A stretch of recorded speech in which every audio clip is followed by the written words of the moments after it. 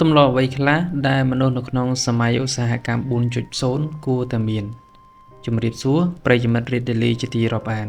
ថ្ងៃនេះជួបជាមួយខ្ញុំបាទនៅអេពីសូតជាបន្តទៀត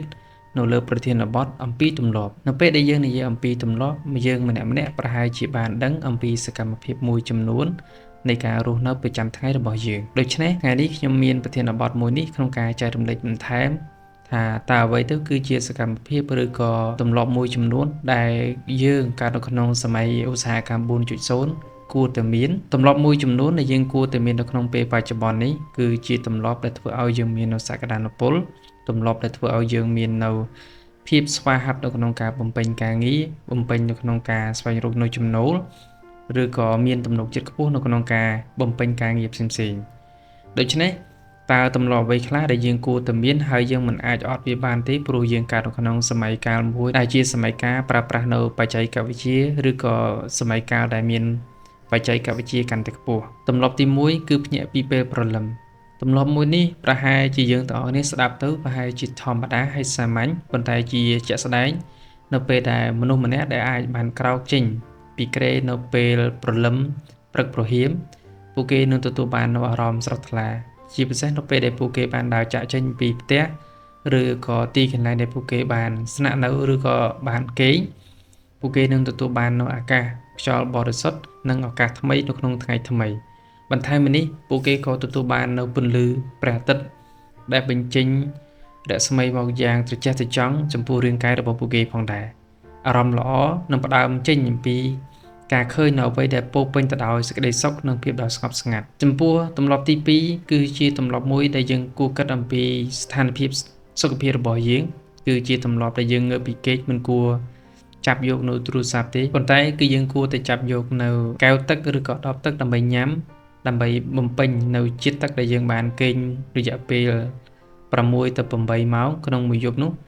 ដើម្បីបំពេញជាតិទឹករបស់យើងក្នុងខ្លួនឲ្យបានល្អប្រសើរកាលណាបើយើងបានញ៉ាំទឹកគ្រប់គ្រាន់យើងក៏មានអារម្មណ៍ស្រស់ថ្លាហើយអារម្មណ៍ស្រស់ថ្លានឹងធ្វើឲ្យការបំពេញការងារការគិតលើអ្វីៗក៏ទទួលបាននៅលទ្ធផលល្អទៅតាមនោះដែរទម្លាប់ទី3គឺជាទម្លាប់ដែលយើងគ្រប់គ្នាដោយសារសម័យបច្ចុប្បន្នគឺជាសម័យមួយដែលសម្បូរទៅដោយអាហារ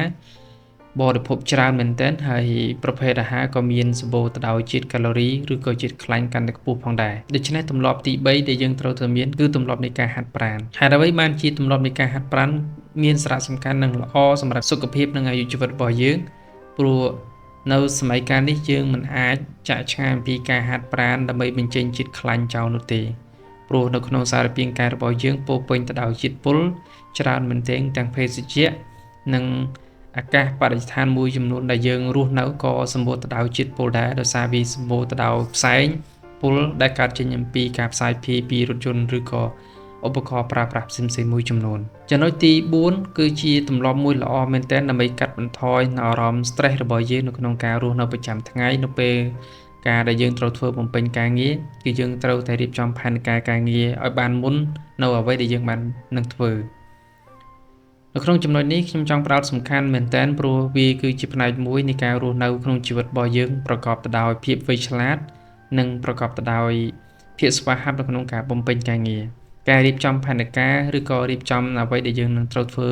នៅថ្ងៃស្អែកគឺជាផ្នែកមួយដែលធ្វើឲ្យយើងមានគម្រោងការទៅលើការធ្វើការងារមួយចំនួនឲ្យសម្រេចបានចេញជាលទ្ធផលចំណុចទី5គឺជាចំណុចមួយដែលខ្ញុំចង់ចែករំលែកផងដែរបន្ទាប់ពីយើងបានរៀបចំផែនការហើយយើងក៏ក្នុងមួយថ្ងៃយើងក៏គួរតែមានពេលវេលាមួយដ៏សមស្របនៅក្នុងការអាននៅសៀវភៅឬក៏អត្ថបទផ្សេងៗដើម្បីបំពន់នៅស្មារតីនិងខួរក្បាលព្រោះការអានវានឹងធ្វើឲ្យនៅស្មារតីនិងការគិតរបស់យើងល្អប្រសើរជាងមុនហើយវាធ្វើឲ្យ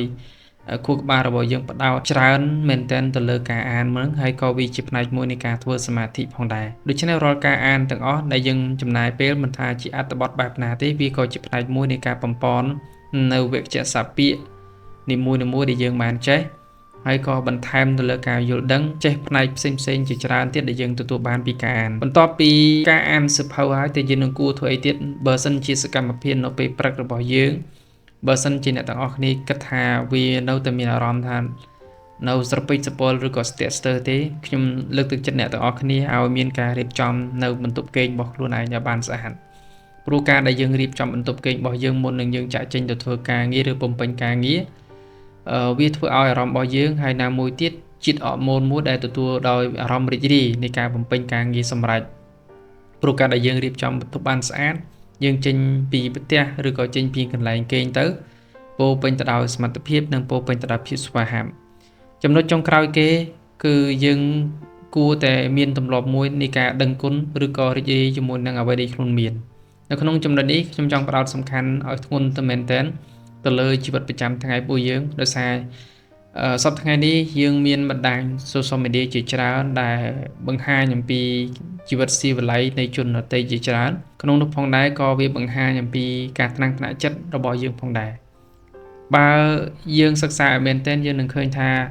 នៅពេលដែលគេបង្ហាញអំពីភាពស៊ីវិល័យក្នុងជីវិតរបស់គេយើងក៏ចាប់ផ្ដើមមានអារម្មណ៍ចំណែន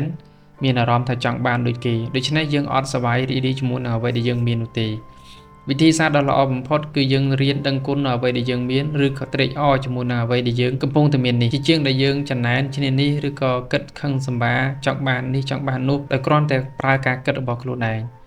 ចឹងទម្លាប់ទាំងប្រមាណដែលខ្ញុំបានលើកមកខាងលើនេះខ្ញុំគិតថាវាជាផ្នែកមួយដែលមានសារៈសំខាន់ក្នុងការចែករំលែកហើយអត្ថបទនេះ